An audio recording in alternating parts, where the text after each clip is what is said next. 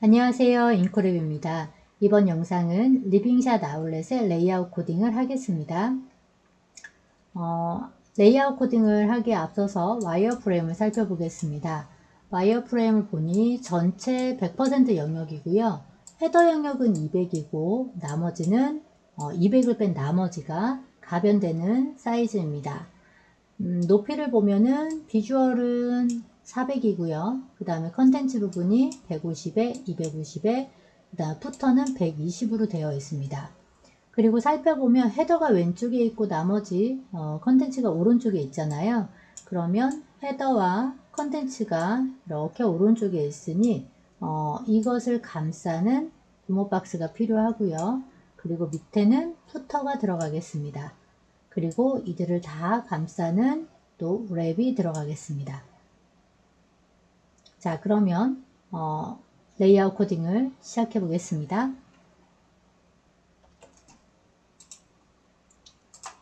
바디고요.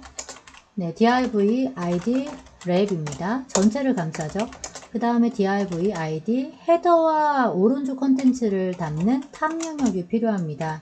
그리고 div id 밑에는 푸터 영역이 독립적으로 있습니다.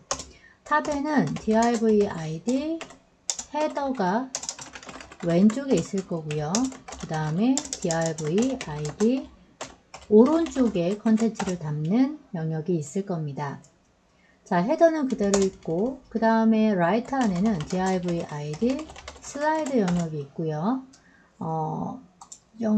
와이어프레임 보실 때 원래 컨텐츠 영역을 담고 이렇게 컨텐츠 영역을 여기 슬라이드가 들어가고요.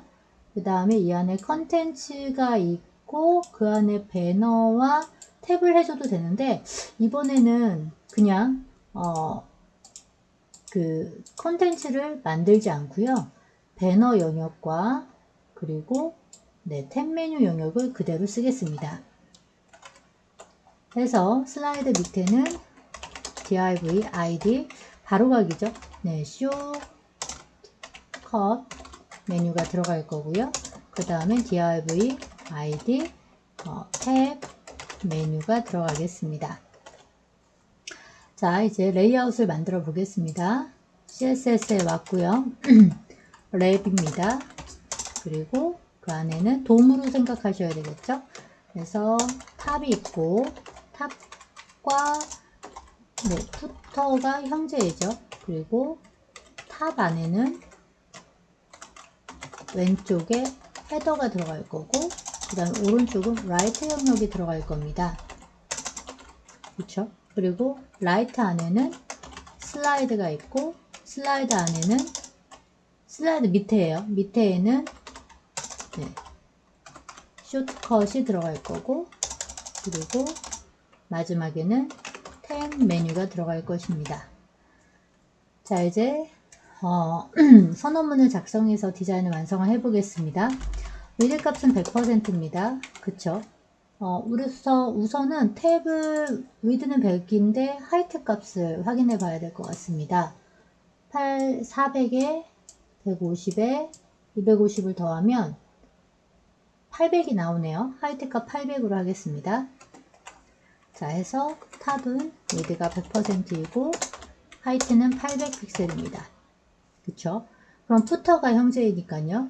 위드는 백그라운드까지 주고 가죠. 백그라운드는 샵에 F66 가겠습니다. 그러면 카피해서 푸터 박스도 만드는 거니까요. 푸터는 하이트가 120이었습니다. 그리고 66F 주겠습니다. 이 상태에서 브라우저 테스트를 해보면 이렇게 세로 고침해서 보면 여기 아래 살짝 남네요. 제 화면에서는 800에 120 영역이 잡혔습니다. 자, 이제 헤더 영역은 위드가 200픽셀이었습니다. 그리고 위에 우리가 탑은 헤더하고 라이트가 겹쳐서 안 보일 거잖아요. 그래서 이렇게 코드를 활용을 할 거고요. 자, 이제 라이트 부분은 위드 값을 계산해야 되겠죠. calc 해서 100% 빼기 200픽셀. 여기 연산자 전후로는 띄어쓰기를 꼭 해야 적용이 됩니다. 그리고 CLC 뒤에는 띄어쓰기 절대 하시면 안 됩니다. 자, 그리고 여기는 컬러를 6F6 주겠습니다. 그럼 부모에게는 양쪽 배치해야 되니까 디스플레이 플렉스를 주겠습니다. 브라우저 테스트 해보면 이렇게 정리가 되고요. 그 다음에 화면을 늘렸다 줄였다 해보세요. 이때 가변이 라이트 부분이 돼야 됩니다. 그리고 이 아래쪽에 스크롤바가 생기면 절대 안 됩니다. 그쵸? 세로 스크롤바는 있으나 가로 스크롤바가 생기면 반응형 웹이 아닙니다. 그래서 네, 꼭 체크해야 됩니다. 이제 슬라이드는 부모의 100%니까 위드 100%고요. 하이트는 400픽셀이었고요. 그리고 백그라운드는 네, 9FF 주겠습니다. 앞에 샵을 꼭 넣어줘야 되죠. 그래야 컬러가 들어옵니다. 여기에 이제 라이트의 하이트와 백그라운드는 더 이상 필요가 없습니다. 그래서 그들은 지워줍니다. 자, 이제 쇼컷 부분은 하이트가 150이었고요. 그리고 여기는 9F9 주겠습니다. 자, 그리고 배너, 탭 메뉴죠. 탭 메뉴는 하이트가 250이었고, 그 다음에 99F2 주겠습니다. 브라우저 테스트를 해보면 3단으로 나뉩니다. 그리고 폭도 가변이 언제나 됩니다. 왜냐하면 부모의 100%이기 때문에 부모가 변하면 그의 100%를 계속 유지하고 있는 것입니다. 자, 여기까지 전 큰 레이아웃 코딩은 마쳤습니다. 이제는 헤더와 푸터 부분을 완성해 보겠습니다. 헤더는 로고가 있고요. 그 다음에 내비게이션 영역이 있습니다. 여러분들 그러면 요 높이를 몇을 가져가야 될지 우선 지시사항에서 로고의 크기를 확인해 봅니다.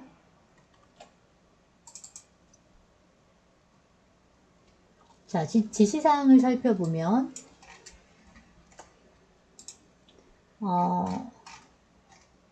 로고는 가로 200에 세로 40픽셀로 제작을 하라고 되어 있습니다. 네, 그러면 높이는 위아래 여백이 조금 생긴다는 얘기입니다.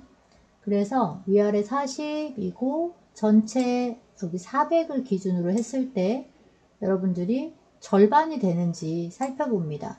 근데 절반보다는 조금 더 있는 것 같아요. 그래서 높이를 150 정도 잡아 보겠습니다. 150 잡을 거고요. 그리고 그럼 150이면 800에서 150이니까 네, 높이는 150, 그럼 이제 나머지는 650으로 하겠습니다.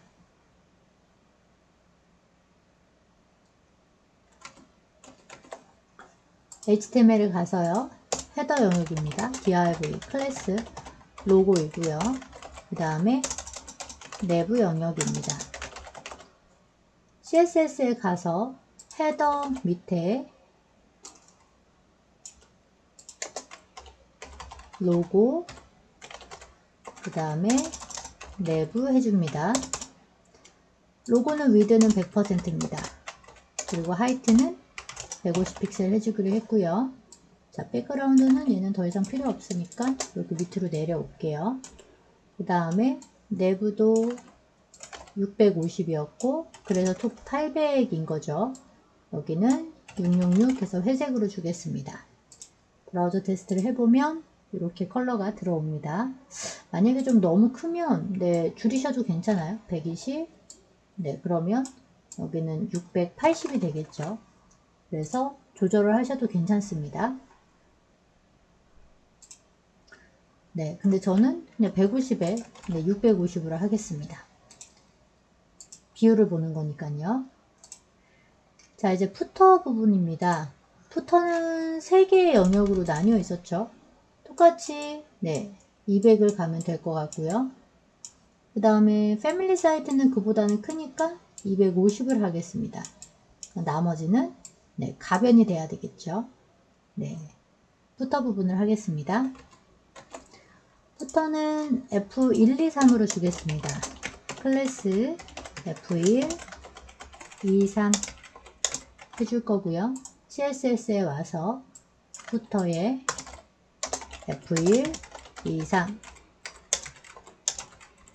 그리고 위드는 200 픽셀이고요. 하이트는 120을 줍니다. 백그라운드 요거 갖고 올까요? 이렇게 적용을 하겠습니다. 자, 그러면 F2와 3은 250을 하기로 했고, 그 다음에 F2는 CALC 계산해줘야죠. 100% 빼기 450 픽셀을 합니다. 백그라운드는 F66에서 컬러를 변경하겠습니다. 그 다음에 푸터는 디스플레이 플렉스를 주겠습니다. 브라우저 테스트를 해보면 이렇게 3단으로 구성되는 걸 알 수가 있습니다. 자, 여기까지 레이아웃을 모두 마쳤습니다. HTML 코드는 이렇게 준비가 되어 있습니다. 이제 CSS는 이렇게 준비가 되어 있습니다. 자, 레이아웃 코딩을 마쳤습니다. 전체 영역 안에 상단과 하단을 나누는 구조이고요.